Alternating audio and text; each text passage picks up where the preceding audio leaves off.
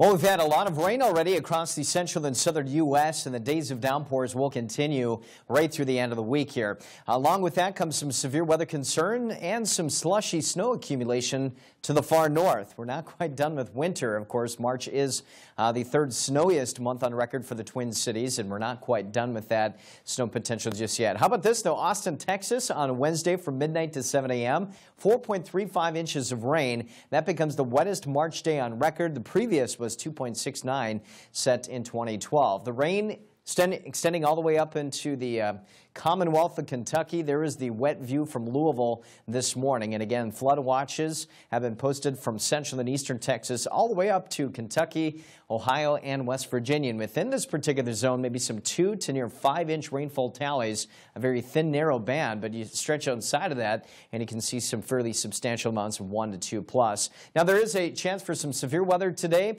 Likely to see some hail and high winds, maybe even some isolated tornadoes. The threat shifts east into more of the Gulf Coast states here by Thursday. But again, a very narrow band of excessive rainfall in these thunderstorms kind of training over themselves over the next couple of days. Again, some severe weather later this afternoon and evening, and then by our Thursday, that does shift into the Gulf Coast states. On the northern side of that, is cold enough for some snowfall down the spine of the Rockies here, and in the highest elevations, that's where we'll have some of the heaviest tallies. As you head a little farther east, Friday to Saturday, we are likely to get some accumulations here, and then you extend that out into the next 5 days, and there will be another round of some slushy snow for many spots there.